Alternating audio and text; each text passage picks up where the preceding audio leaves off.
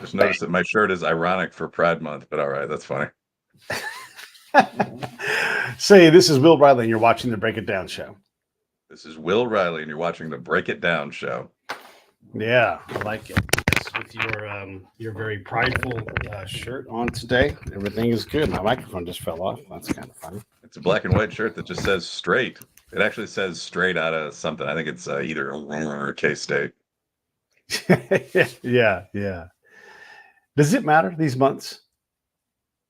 Does it? Are you asking, does Pride Month matter? In general, any of them. Ladies Month, Pacific Islander Month, Black Month, birthday months. What do these things matter? Not really. I used to. Let me get up for a second and turn on a fan. Actually, that I'm gonna. All right, you turn off fan. While Will turns on his fan, you're watching the Break It Down show. It's a fantastic show. We've got over 2,000 episodes. We just keep on bringing great people out at you. We've had all kinds of musicians and policymakers, athletes, warriors, and now today we have the incredible Will Reilly. Hey, Will, welcome back. Good. Does my voice still sound okay? Yeah, you sound wonderful. You sound wonderful. Great. Okay. Masculine and all those things. Yeah. Yeah. Didn't want to see if there was any like fan modulation. Okay, that's enough. That's enough with the fan. Do the months matter? Not really. I think that there was a time when they might have, when they were special. Like Black History Month might have mattered in 1969. Like the old race wars were just over, and you look up and the government's celebrating Black people, and there's a book that lists maybe 100 notable Blacks, and it's, you're a Black guy playing some football, you only know about 12 of them, you learn about 18 more. Today, I don't really think so. I mean, I think if you're interested in, so like you can look on Wikipedia. I remember we had Diane Yap on a show, and we were arguing about some random, like, were the 100 most notable Blacks more notable than the 100 most notable Asians or something? 100 most notable African Americans. Yeah. 100 greatest African Americans. So I mean, you can just look this up. I forget who they were already, but okay, like in alphabetical order, I mean, Marian Anderson, Muhammad Ali, Maya Angelou, James Baldwin, Benjamin Banneker. There's a real guy. I mean, so I don't really see the point of a government sanctioned ceremony, and it allows everyone else to complain. Like, why isn't there an Italian month, a white month? Evening to Aaron Hook, good guy there. Yeah, gay absolutely. Pride Month. Pride Month is a weird one also because there aren't a lot of gay people. And being gay isn't like being Black or white. I mean, you're not a huge chunk of the country that contributes a huge number of men to our wars and so on. Although, honor the gay troops that have fought. You're about 2% of the population. You're defined by a sexual characteristic. So it is weird that we've made this the biggest of them.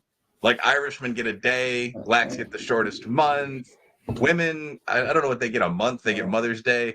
Gay people, it's like multiple holidays throughout the year. There's like Trans Day of Remembrance, Bisexual Awareness Day, Pride Month. Every corporation sponsors a rainbow float. People can do what they want. I used to think it was cool as a kid. You could go there and make out with straight women. Now I'm pretty neutral about it. What do you think about Pride? Yeah, I mean, look, if we're on these problems, there shouldn't be other problems. Like, we should focus more of our energy on things that at the national level, right? You want to do something locally, have a parade, whatever it is. I mean, you're already allowed to do that, so theme it out how you want. But I would say in general, go ahead and celebrate. I would love to see even more rigor in the examination of whatever, like, let's just call it Asian Pacific Islander. That encompasses most of the humans on the planet. So let's maybe take a look at them a little bit more. Does anybody talk intelligently about Du Bois versus Booker T. Washington and their long conversation about the condition of Black folks, or do we just ignore that stuff? So I don't know, man. I'm not mad at any of it. I don't necessarily participate directly in those things because I've just got other things to do, quite frankly. Yeah, I mean, so I think that's actually an interesting point that's kind of a little broader, I mean, so if you're going to talk about this seriously, if you were actually going to devote a month to each ethnic group, the ideal way to do that would be to seriously discuss the positives and negatives of each ethnic group. So Black people in the USA clearly do superbly when it comes to military service, athletics, leadership, so on.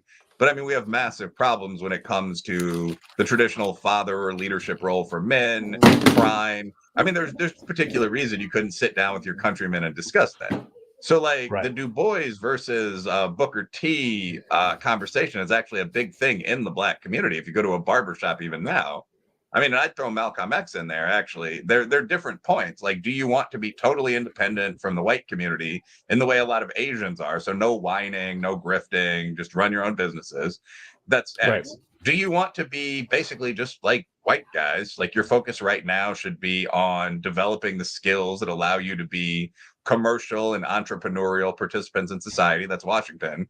Or is the first goal on civil rights victories that will quote unquote allow you to succeed? Like, is racism the barrier to success? And that's Du Bois. And right now, the conventional upper middle class view, because white liberals like this view, by the way, it's probably the minority position in the Black community, is that racism has to be taken care of before anything else can be taken care of. Like, we should just assume, because it's polite, that the reason that these failures are happening is racism. And there's really no logical reason to believe this. I mean, we see people come from Nigeria and Ghana and experience the same level of racism and become more successful than almost anyone else. So there's not a lot of logic there. It's just what you're supposed to say. I don't know, but I'd be willing to have a Pride Month that included, Black Pride Month that included those conversations. Same thing with Gay Pride Month. Pride Month should really be in August. You could say that Pride comes before the fall. That's pretty funny. That's Gay Clever. Pride Month, I guess. Yeah. Yeah, Gay Pride. I mean, there are also a lot of questions like, should you be proud of a lot of this stuff? Like, I don't really have any problem with guys like fucking other dudes, but is that a source of pride? I think that for gays, the thing with gay people is that to a greater extent than anyone other than like Southern blacks in 1910, gay people really did take a lot of abuse. Like the thing people would call you on high school athletic fields is faggot. Like the Matthew Shepard case was actually largely drummed up, but like gay people regularly were bashed, beaten. I mean, I grew up in a tough ethnic neighborhood. People would literally gay bash, like guys would beat up gay guys they saw in the street. I mean, so the whole idea was it's okay for us to be out and in public dressed like we're gay, like I'm wearing a lavender shirt. And that gradually evolved from I'm wearing a lavender shirt into I'm wearing assless chaps in the big cities. So now, and then straight people started showing up. So that's how you got that whole debate, like, is kink allowed at Pride? Like, playing with my pussy in public, I'm a kinkster. I mean, like, that's actually mentioned in the article, does kink belong at Pride? And now we're having this whole conversation about, like, should there be limits on human behavior? And I think that's actually turned a lot of people against kind of their gay buddy, because almost everyone's going to say, like, I'm cool with the fact that Mark is gay, but yes, there should be limits on human behavior. Yeah. Yeah. I mean, I've been talking about recently. So San Francisco kind of ebbs and flows with its permissiveness, and it's like, that's too far. And then they start hemming things back up. And, this is, maybe 12 years ago, I was driving down Market Street, the very upper part of Market Street, right when it starts to become commercial. Up above that, it's more residential. And there is a dude fully naked, fully in front of a Weber, grilling hot dogs on Market Street in San Francisco. And I'm like, yeah, that's too far. Because he's right next to like a Burberry shop. I don't remember what shop it was, but it was something like a name brand, big money name brand. And he's there like, who wants a hot dog with his cock out, right? So we have that thing where like, what can you do? Ooh, that's too much. Also, I used to be Captain Morgan model in Las Vegas. And so whenever the Pride things happened, gay rodeo, whatever it was, I was a guy that they hired to be the hot drink chick. And so I put on a medium Smirnoff shirt and I'd walk around. And the things they would do during the Pride party would be illegal in public for basically anybody else to do it, And so you think about these things and you go, okay, we have a different class of people. They're definitely protected enough to go out and do these things in public. Is that great? Is that bad? Is that too much? Are they pushing the boundaries in a healthy way? I don't know, but you definitely know when, like a lot of things, you're like, ooh, that's too far. think some of that's true during any large public event. Like thinking back to like raves in Chicago or like Riot Fest. I mean, or like going to New Orleans for Mardi Gras. Like you're walking to bars, and the people like fingering each other at the bar, or, like girls bent over stools. Yeah. I mean, like, and I mean, it's all consensual. Like, but it's just that's a characteristic, I think, of large, rowdy crowd events. And that's even when I used to be a pretty competitive runner. Like before marathons, you'd see like business women with their pants down, just like pissing on curves. Like that's the appeal of the crowd. Like you can go wild, you can do whatever. I wasn't really a full-on marathon runner. But for like 10Ks, you'd see people do this. So I think there's part of that with Pride. I also do think with Pride, there's a little more of like in all three of those situations. I've also seen people like slap each other in the head, like, "Hey, cut that out. It's kids outside." With Pride, there's a little more of no, we're not just having an orgy in the front room here. This is gay expression, and that extends a little bit beyond Pride too, to like a lot of other. Like I used to go party in Boys Town in Chicago sometimes because Chicago is kind of weird in that the bro party district, Wrigleyville, which is actually one of the better party districts in the country, it's where John Barleycorn, all these other legendary bars and semi clubs and so on are, is right next to the all gay party district, which fans of the other team in town, the White Sox, are very keen to point out. But I mean, like, you'll go like one block and there'll be nightclubs and like scantily clad girls outside and guys drinking beer. And then you'll go to another one and it'll be bars with names like Hydrate and shirtless dudes with pierced nipples. It's quite a mix. But I mean, part of the vibe of Boys Town is that the neighborhood is an explicitly gay neighborhood. So there are a lot of X-rated businesses that are really openly public. Like there's a gay bookstore called Ram that sells like 10-inch black dildos in the window. And a lot of the young couples, gay and straight, that have moved into the neighborhood have complained about the business over the years. Like you literally have a model with his cock out in the front window. Could you maybe put that in the back window? And the response has always been, well, no, that's the vibe of the neighborhood. We moved to this, one of the first gay villages when we were oppressed. If you don't like seeing 12-inch molds of dicks, you can move downtown to Lincoln Park. So I think that's the combo with all the Pride stuff and also a lot of the feminist stuff like the slut walk. I mean, like a lot of things that are openly pretty on the verge of kind of gross, not even just sexual. Like it's a bunch of kind of non-hygienic party girls that are openly naked in 80-degree heat for a day to make a point about domestic violence. Like you can want to hook up with them and also realize, like, if I were another woman on the train with these people, I'd be utterly disgusted. The reason that you aren't supposed to point that out is sort of, this is a bold statement against male violence. If it were just a bunch of stanky naked people, that would be, I mean, there's no point there. You can just slap it down. And that the last line, because I'm a long talker, but that I think is the reason people are seeking out minority advantage.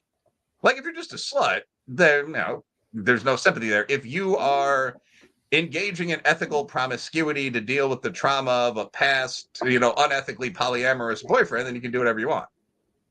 For a guy, if you're just a drunk, but if you're dealing with an addiction problem very similar to the problems faced by Hunter Biden, the president's stigma handling son, you can do whatever.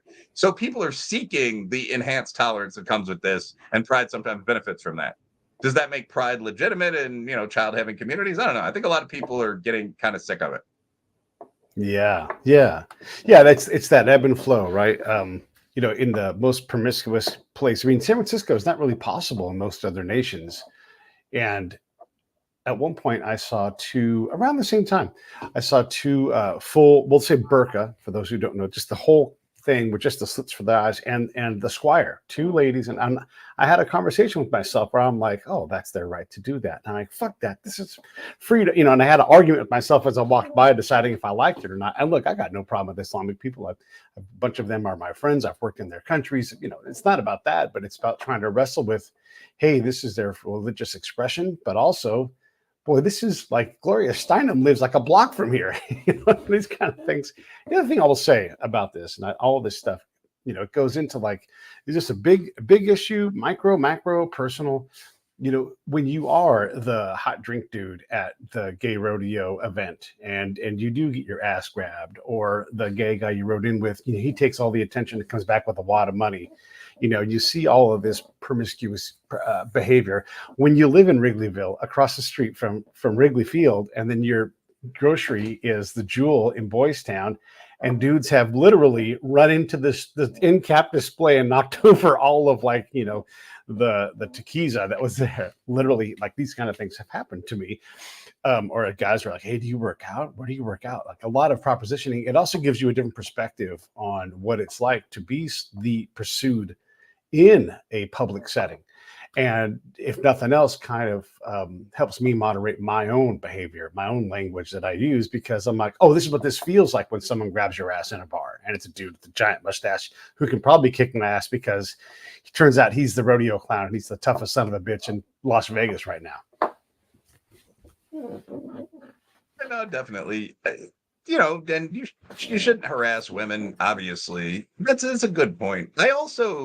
I would question how many normal guys who pursue women actually act like gay guys at pride festivals or straight guys chasing slut walkers in reality. I mean, so I do think that a lot of people tend to generalize from those like crazy norms to ordinary behavior. And I actually think that's one of the problems with subcultural people trying to comment on normal life. With feminists who do slut walk talking about sexual assault, like, do you know how men behave? And it's like, well, actually, yeah, I know how normal guys behave on like dinner dates. What you're describing isn't that. That's like extreme, like raver ass behavior I used to see when I was 20. So, I mean, I think there's humans behave in a really assortive fashion. So I think that there's an issue with people who are at the extreme left and right tails trying to tell normal people, and this has nothing to do with our original topic, but trying to tell normal people like what they want to do. So like the whole idea of you're going to be unhappy in a normal, boring relationship where like men's rights activists who look like Dan Bilzerian and like feminists who want to be fighter pilots are saying this stuff like you need to avoid basic bitches. And they're saying it to like a guy who's a cop and a girl who's a nurse. Like, I don't know. I think those two people might actually be very happy together. Like, I think that she actually might be mildly submissive and he actually might be mildly dominant, and they might actually just be boring. I don't think most people are going around grabbing each other by the ass in bars at gay events. But anyway, that's an unrelated sideline. That people who tend toward leadership and who tend to the extremes often think that people in society are like them and try to make policy for people like them. And that leads to weird things like discrimination against housewives, when in fact, most people are nothing at all like the people who want to be policymakers. Yeah, that's interesting. You talked earlier too, like you indicated, like a bell curve, right at the tail ends of it. And we love to get wrapped up, like we talk about Jordan versus LeBron, and you try to sort out. I talk a lot about baseball on X. And then I just remind people like, hey, we're talking about Mike Schmidt versus Adrian Beltre. Out of 23,200 players, we are so far. We're all the way at the very end of the the high end of the bell curve. If you scope back, you realize these guys are in the sub-zeroth percentile. I mean, there's nobody better, and so you're trying to slice a razor blade that's too big to even make that cut.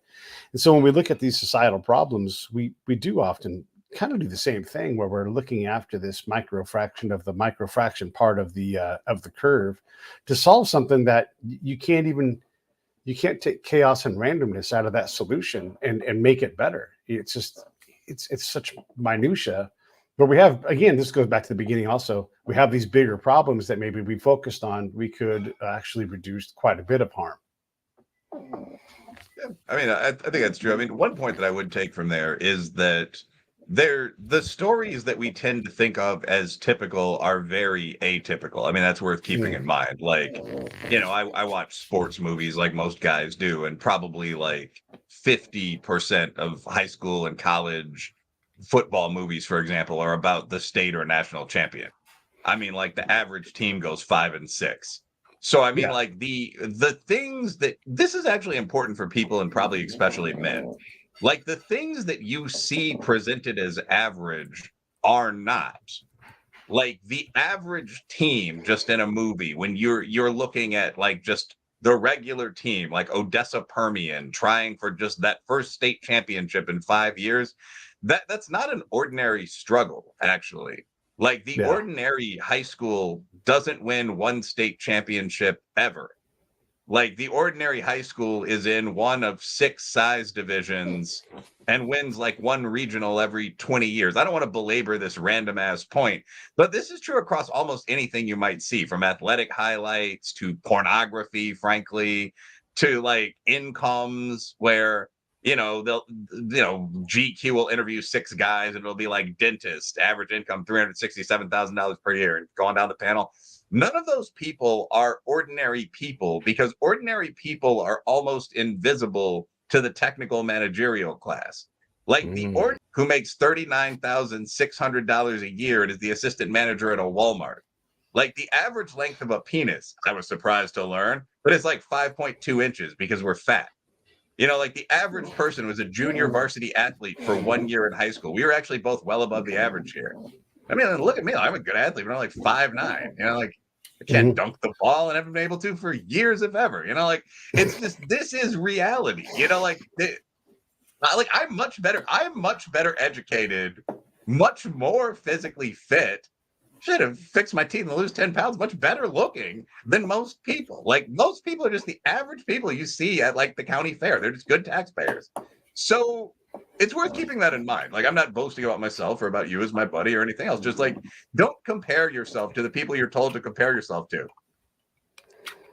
Yeah, well, that's funny. With AI, could we raise the average one loss to 505? No, yes. I don't know. It's always going to be 500. Yeah, and that fact of half of us are below average. It's just a thing, right? You pick a different group. You can be above average in the next group. It's worth thinking about what that means, Big Pete. Like, I mean, I was looking at IQ data the other day. I'm still writing that IQ essay, and like the average American IQ is 98. For Black Americans, 91. Southerners aren't that far above that latter figure. For both those groups, it used to be like 85. Now, think about what those figures mean. So, like, again, like the average IQ for someone with a PhD used to be 130. And it's not that brilliant when you hear experts talk. What does it mean to be 45 points below that? Well, that's the average guy in some states. So, in large populations, half the people are below that second number. This, again, I'm not bashing or shitting on people. The global IQ is 82. So, and mean people suck. I don't know. I don't think either of us is being mean.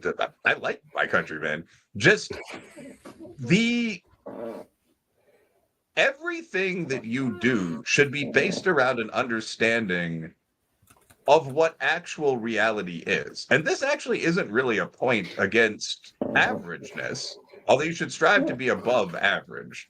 I mean, you should take these very low averages in society and say, well, if I read for an hour a day, or if I go to the gym 8 hours a week, I can be well above that. I can have an IQ that's well above 91. I can have a jump shot or whatnot that's well above this. I can do well above this at the pistol range. You shouldn't strive for average. But I mean, I think the reality that the average mark for most people is very low should inspire you to be above it. But also, two, the reality of what average within society means should prevent you from panicking about unreachable goals. And I think that was the original point. There's a bit of ramble here, but like a substantial percentage of men, more than 20%, think that the average income for a guy is $200,000 a year. And it's not. The reason you think that is that that's one of many things that people are feeding you to panic you, to make you nervous, to make you buy their drug or their vehicle on loan or 100 other things. Don't fall for it. Yeah, that goes to a lot of the things that we see, in the news. They're looking for that emotional response. When we look at our foreign policy, by and large, pretty fucking good. Like the stability of America and what we provide around the planet. It's remarkably stable. And right now, yeah, sure, there's a little bit of aggravation in the Middle East, but it takes a lot of energy to keep a war going, to escalate it. Escalation's coming, and maybe it is. But the reality is not for long, because it takes a lot of money, a lot of people, a lot of material. And when you're talking about shipping around the world, almost every single ship gets exactly where it's supposed to get to, exactly on time. And when we realize that we're focusing on some serious stuff, but it's also the exception. The norm is a little bit more of a stable platform. Can you govern that way? That's kind of Hooverian, I guess. Okay, this is all going to work itself out. But I guess, what are your thoughts on, when does something require the Secretary of State to start running around and the president to start offering deals to countries that aren't his country, and getting involved? But what are your thoughts on what that threshold is? It's a broad question. Yeah. Didn't really prep for it because I figured we'd talk about the book and Trump and so on. But Well, let's talk about the book then. Oh let's no, talk about it's the interesting book. enough that I'll respond to it. I think that Yeah. my opinion on U.S. foreign policy is that U.S. foreign policy should be driven by American national need.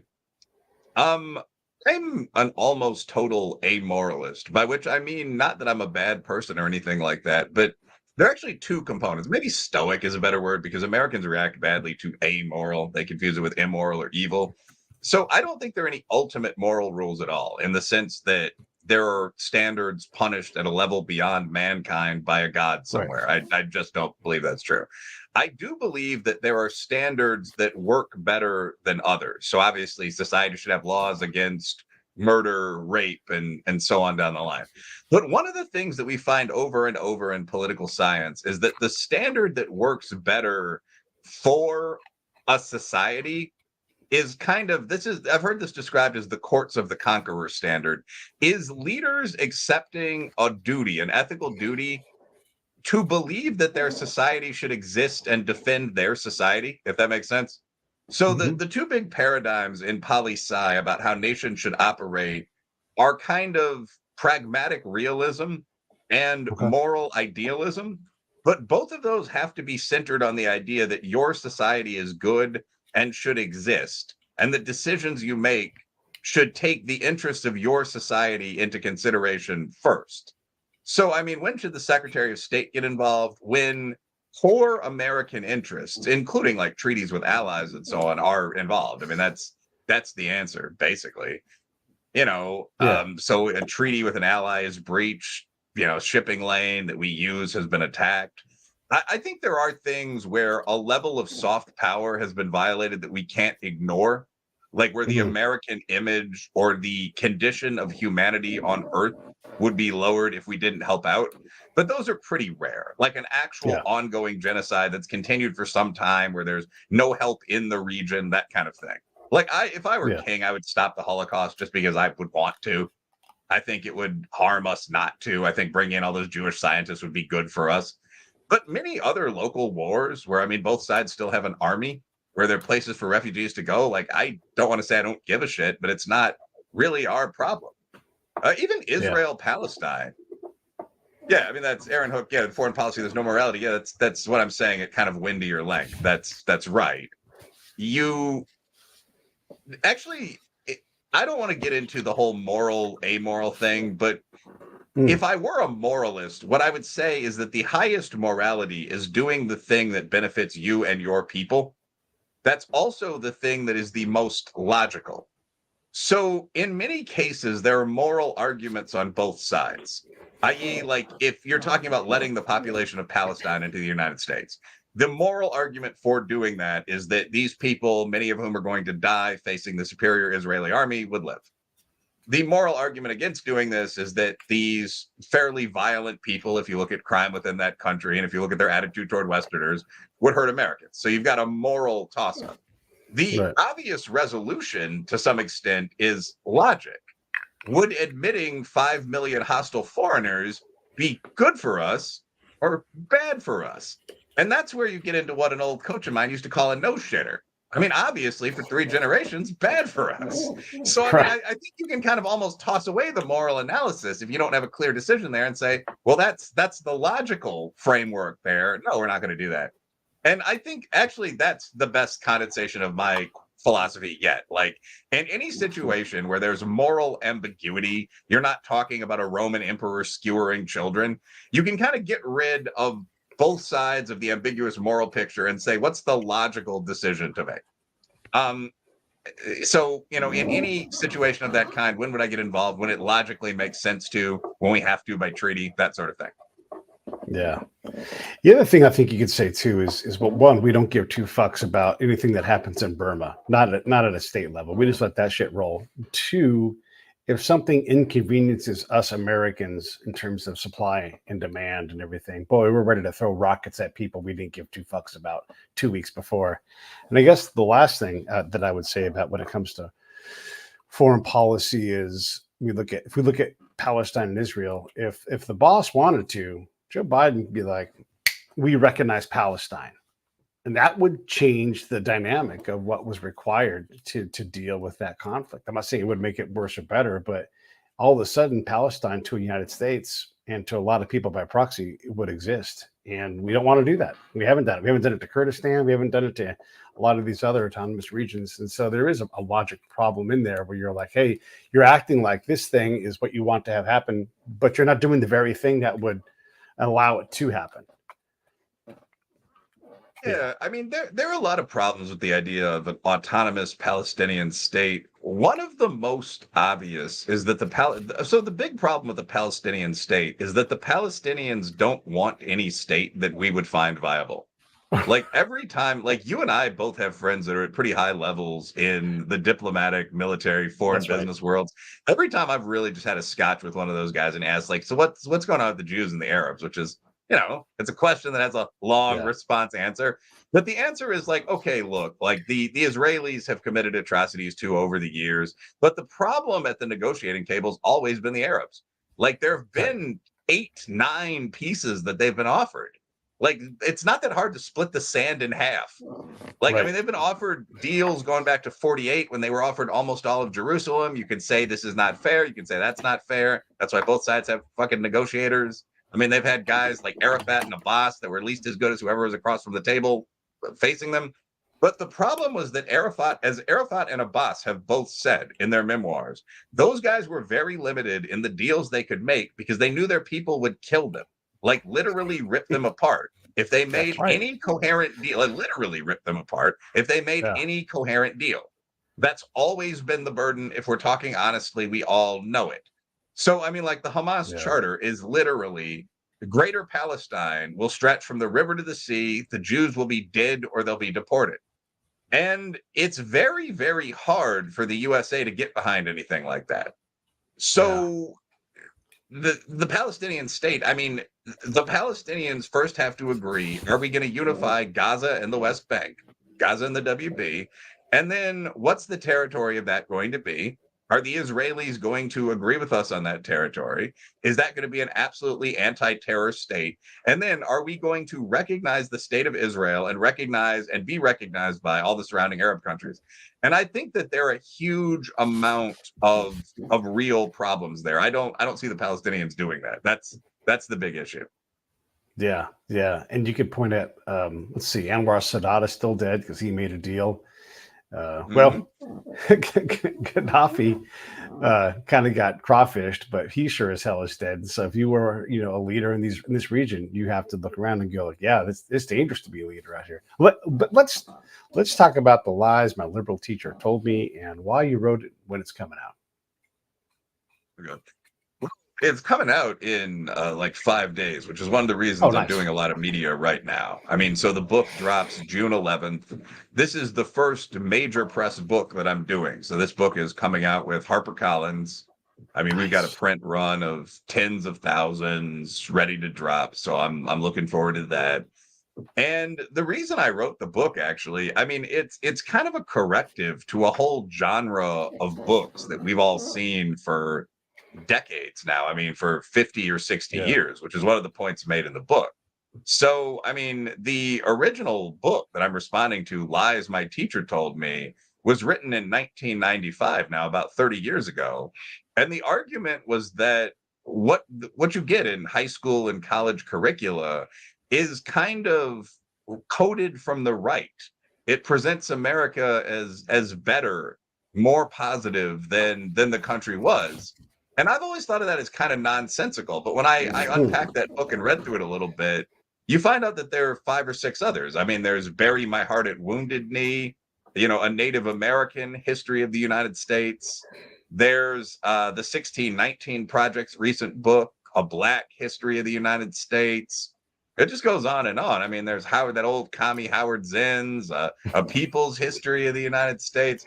And all of these books are really saying like two things. One, Western society is uniquely bad, evil. We had slaves, killed indigenous people, mistreated battle captives. We dropped big bombs.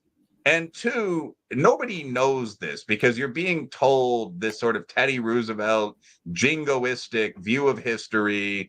This is the greatest society in the world, so on down the line. You're reading Rudyard Kipling.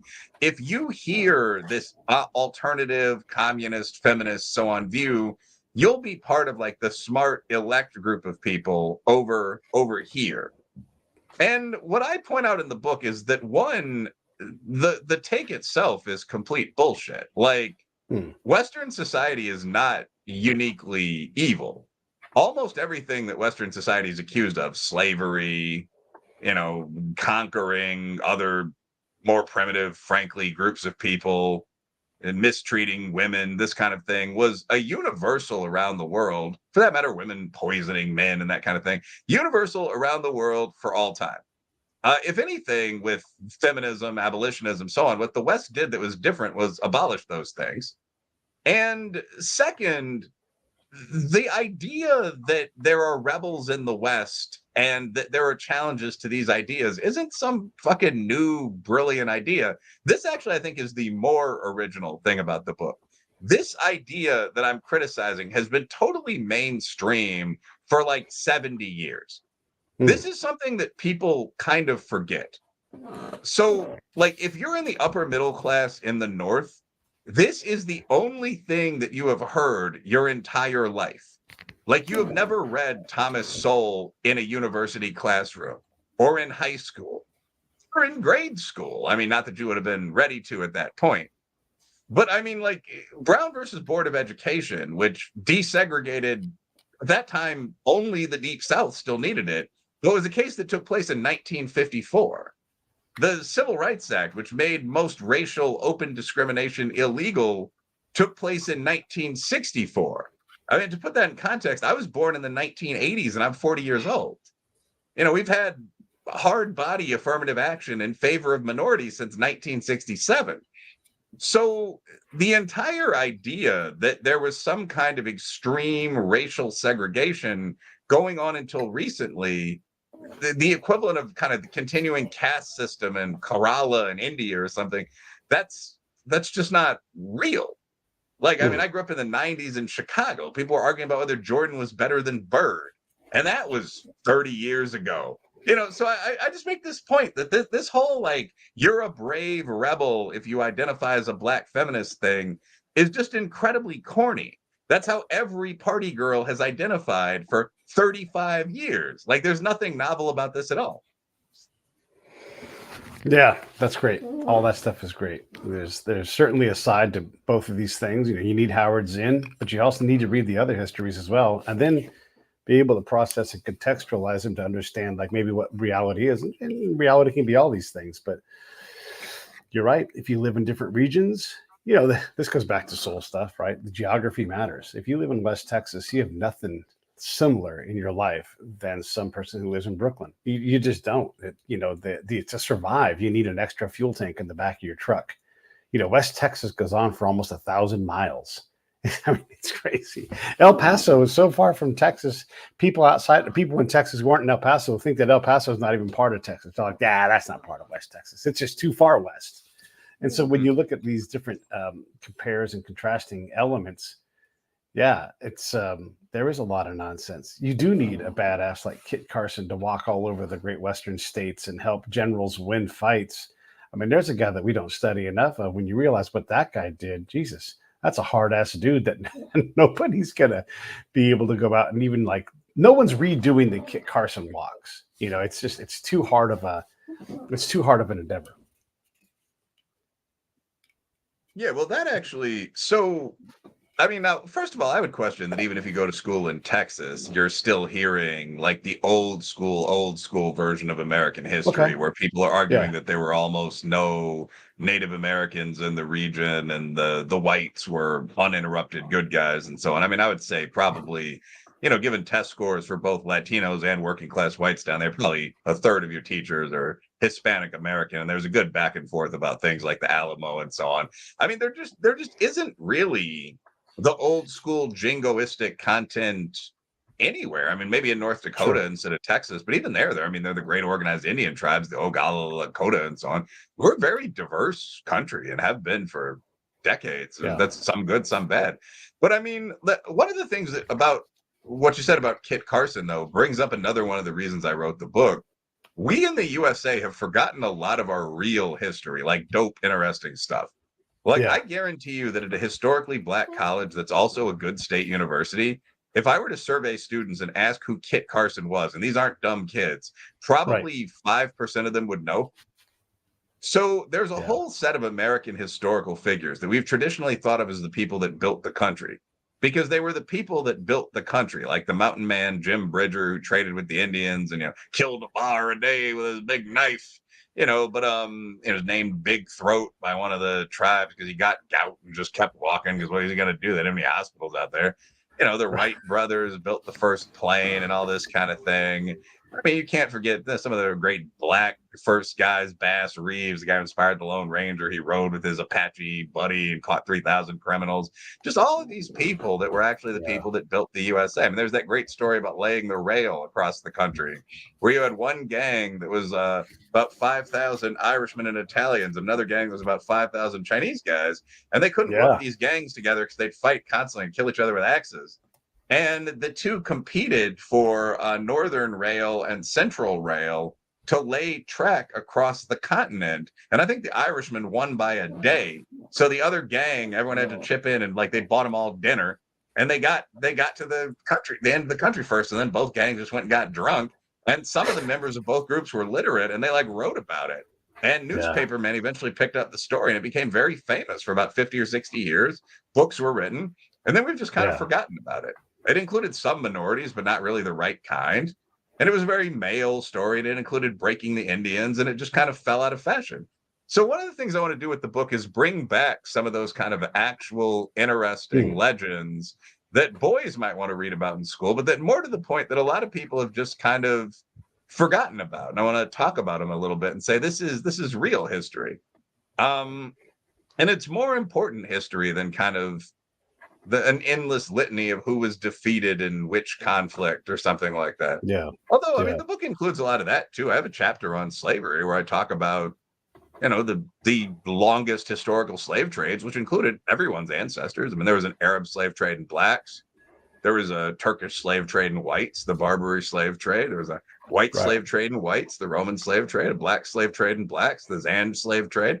So, I mean, slaves were one of the original human commodities, really. I mean, if you win a war back in the day, what are you going to do with all these people? You can eat them, or you can, take them back to your lands and make them work. Yeah. Yeah. Yeah. There's a lot of that. The history of things that we have sort of lost. When you hear the, I don't know. Hear like the trope, like, oh, my ancestors built this country, and it's a black person talking. Like, well, yeah, like everybody, we all built this country. Whether you're talking the King Ranch in Texas or the rail going across, or any number of things. It wasn't just one small, tiny group of people. It was people everywhere. Yeah, the one that's actually one of the things I wanted to respond pretty directly to, like the idea Mm. that slavery.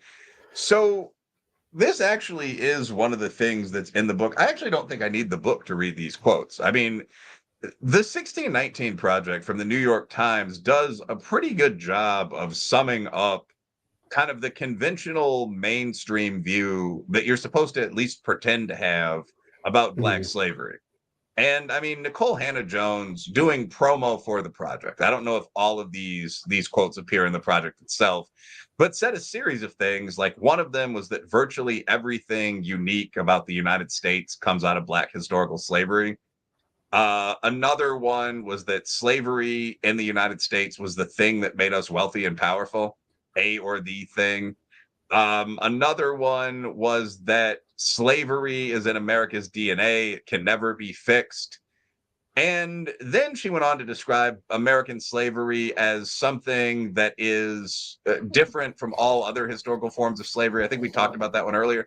And this is all just kind of bullshit. But those together would kind of, it's also the cause of the Revolutionary War. And those together are kind of the slavery built this country narrative. Like the revolution was fought to keep the slaves made us rich. None of that is true. And it's important to realize that this whole narrative was completely fringe until extremely recently, until the whole like St. George Floyd phase in the very recent past. All of this stuff, if you read serious books on slavery, like Time on the Cross, was on the absolute fringe. Like you had Tom Sowell over on the right, and you had a fair number of scholars over there that were pretty close to him. But even if you went over to like Eugene Genovese, who's a Marxist, nobody would agree with this. Nobody I've ever read. The standard perspective was that the South was the poorest region of the United States. That slavery enriches slave masters, and that slavery contributed to the gross national product of the country, but that slavery produced a lot less wealth than any alternative use of the same land would have. Like free men can grow cotton too. And the reason that the South lost the Civil War was that the industrialized North, where people were doing timbering and beaver hunting and industrial lumbering and chasing whales around off of New England and building roads and factories, all of that, they had so much more money and they had so many more men that they were able to take over the South pretty easily, like ships full of Irish and Sicilian, Dutch, German, so on. Immigrants were arriving almost daily in the North during the time of the Civil War. So anyway, blah, blah, blah. But the idea that slavery made the South rich and the South was thus the economic engine for the country, that doesn't make any sense. I mean, you can isolate a specific period, maybe, where slavery contributed a lot to American economic growth. But overall, like the region with the slaves was the brokest part of the United States. And that's mentioned by everyone to come to the United States. I mean, Sowell discusses this in depth, but de Tocqueville talks about this in Democracy in America. That just crossing from like Ohio to Kentucky, the further you went into slave country, the lazier people got, the poorer people got, so on down the line, because there were these defeated warriors to do all the work, and they wouldn't do any of it all that well. So there were whole states where nobody had butter, for example, that kind of thing. Yeah. So, I mean, the built the country, slavery contributed, I mean, the usual figure is between 6 and 20% of American GDP at its peak. And a final line there, like also slavery ended in 1865. So American GDP has grown 11,000% since that point, you know, and it's also there, you know, like. One of these lies is the gerrymandering. I'm using the wrong term here, but around the actual history, right? So Cabeza de Vaca has one of the most important tales of what early, I guess you would call it, American, the world looked like. This is firsthand knowledge. He's dead 60 years before there's ever a British slave trip and ship. And as he's being rescued by his fellow Spaniards, all the way after walking all the way across the damn nation, he encounters Spaniards who are collecting slaves, and he talks them out of trying to collect these Indians as slaves. And so, you know, the first slaves didn't arrive in 1619. They were already slaves here. They were already people here, and they were doing things to each other. The Indians took Cabeza de Vaca and his buddies as slaves. So there's just all kinds of problems with that narrative of the first British ship. We'll take that context out and talk about this history honestly and keep going back. And all you got to do anywhere in America is dig a little deeper or start the history a little further back. And all of a sudden the history starts to change, whether it's Dutch involvement or Spanish. I mean, English, sure, but they're not the predominant player for a long time. I mean, Cabeza de Vaca is dead in the 1500s. So, you know, what are you going to do with that? Like that whole narrative of slavery and when it starts and how it starts and who's doing it. It falls apart. Yeah, there's a whole lot of structuring of this stuff to kind of try to assign as much guilt as possible to as many whites sort of as possible.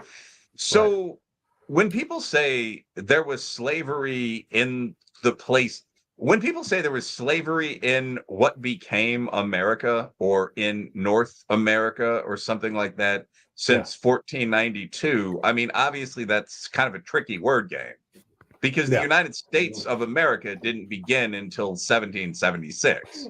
Yeah. I mean, prior to that, black or white, we were all citizens of this brutally oppressed British colony that had to rebel against England, right? So, I mean, Right. it absolutely is just meaningless.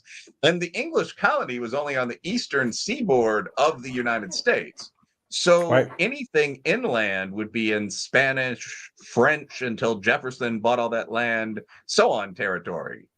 Yeah. Or it'd be in the great native nations who also had slaves, the Iroquoian, so on down the line, people's land. Aztecan, Anasazi. Well, I guess they were gone by then, but Comanche, Apache.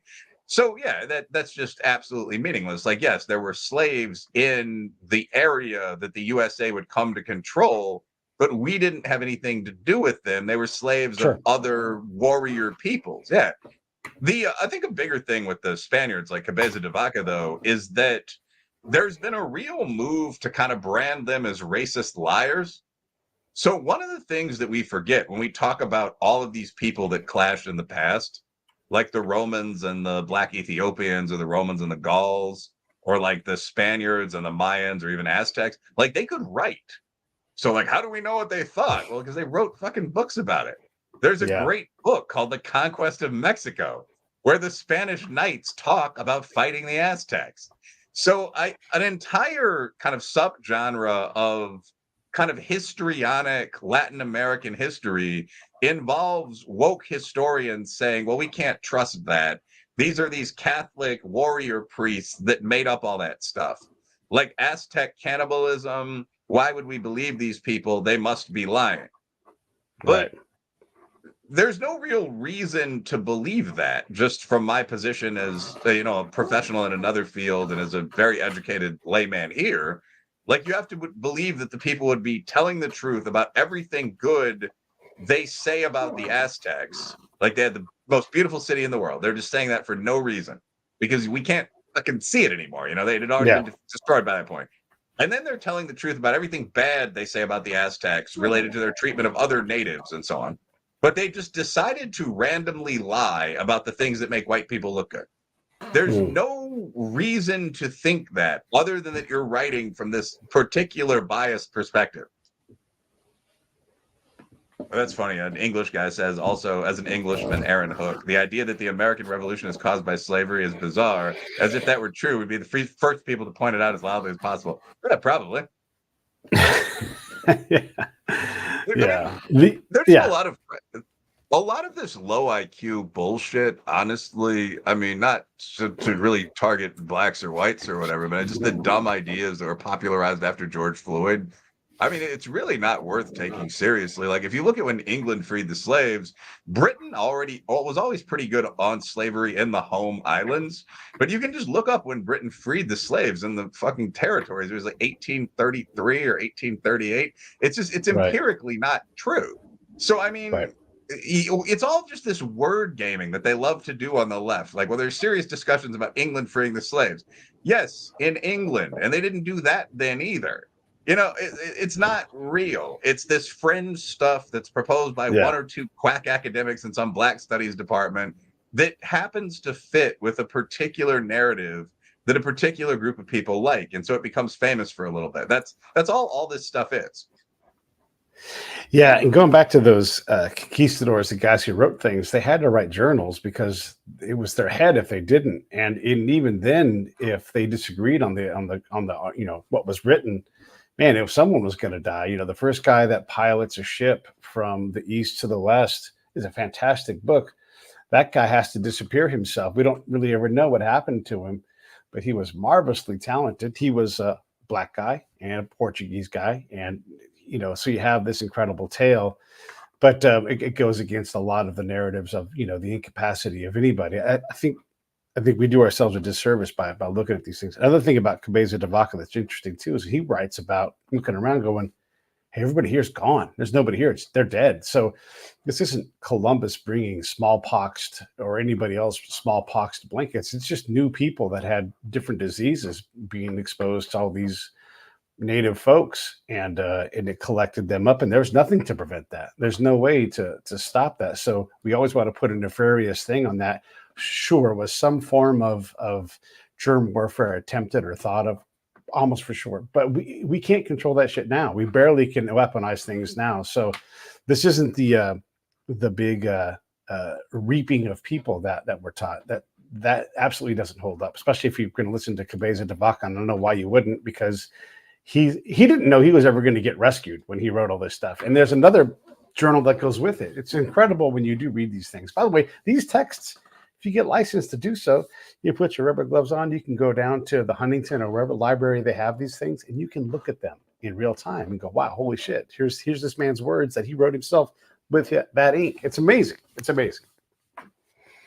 No, it is pretty impressive. I mean, there are a couple different things there. I mean, one of them, to me, these were great men. I mean, and it's awkward to talk about this because today everyone is supposed to either believe or pretend that people who didn't follow the rules of today were evil. But that's not true. The rules are different in different societies.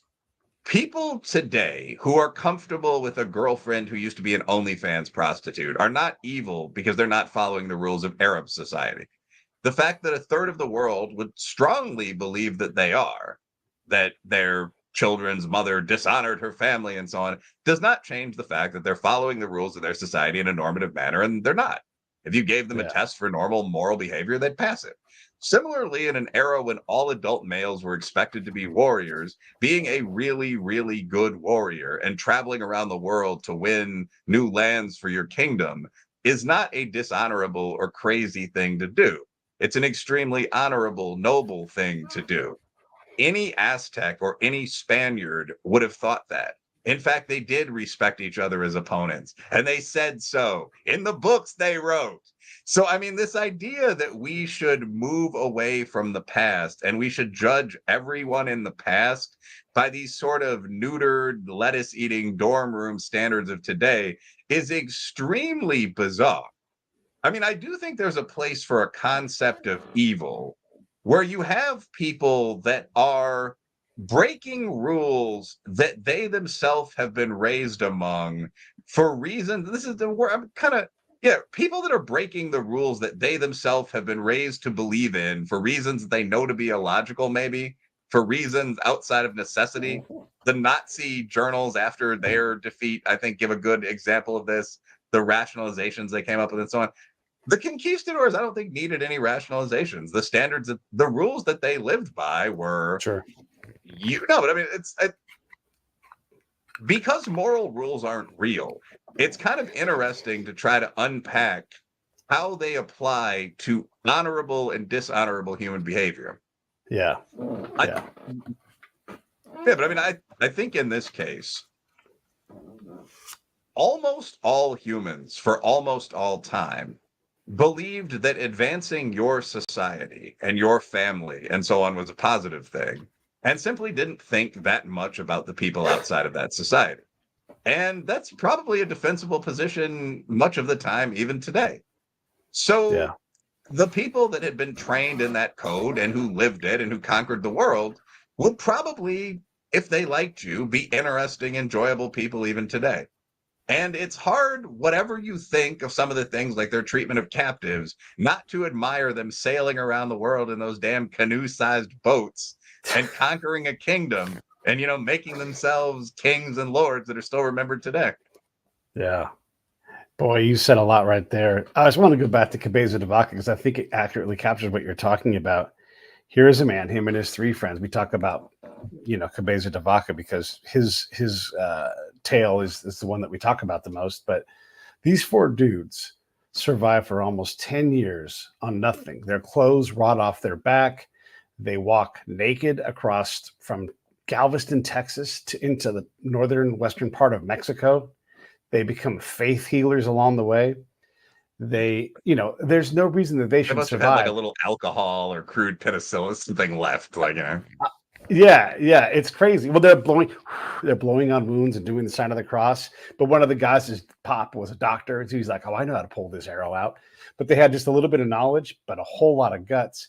And here's the thing with these guys is, you know, they do something that you couldn't tell these guys that God didn't exist because they saw him daily. Because they're like, no, again, nobody's repeating the Cabeza de Vaca naked walk across the, the deserts, going visiting all the reservations and making friends with no one's doing that because it'd be insane and you would die. But these guys lived, and so when they talk about the power of God, although they don't invoke miracles, boy, they must have thought all the time that God was paying attention and keeping score on them, because how could they not? We would never think that today. If you and I went on a road trip with our clothes on, we would never think, oh, God's watching and he's taking account every step of the way. We've got to behave in a proper way. We would never even think that. Like, that's how far removed we are from their reality. It's not even something that we would even try to consider. All right, so everybody, the link for the book, let me put that back up here. It's right down here. The book comes out next week, and I will be getting it. It's on audio if you like that kind of thing. I certainly do. And you know what I always say, buy two and buddy read it. Grab it with somebody else and read it and have some conversations. The conversations that go with the book are going to be just as valuable as the stuff that Will gives you in the written word. Will, anything in closing before we wrap this thing up? No, not really. I mean, I think it's been a good conversation. Yeah, no, I don't have any. The last conversation did remind me of some things that I probably want to hash out for my next article, because that idea that everyone who came before us is somehow corrupt and sick, and we've truly figured out the truth in an era now when no one fights or travels anymore is just obvious nonsense. I mean, that our silly made up rules today are better than the codes of honor they followed in King Arthur's time, and so on. It's just clearly wrong. So it's interesting to think about why. No, I don't have any points offhand other than that brief one. I'm going to think about that. Yeah. Yeah, there's some great books by these guys that read all these journals. Buddy Levy is one of these guys. Mm-hmm. And boy, just get into these texts. You will be amazed at the things that these guys have come up with, and the actual people they talk about. You talk about the human and the American spirit being undaunted. Holy shit, there's some really, really incredible ones. So I'll roll the credits here. I'll say goodbye to you in a second, Will. Thanks again for coming on. Everybody buy that book. Hey, thanks for watching the show. I really appreciate it. Right here, you can subscribe. Please do that. It makes the show grow. Hit that notification bell so you know which incredible guest is coming up next. Down below is the PayPal link. You can put a small subscription in. That is an enormous help. All that money goes right back into the show. And then right up over here are the next episodes you should listen to, curated by yours truly. Thank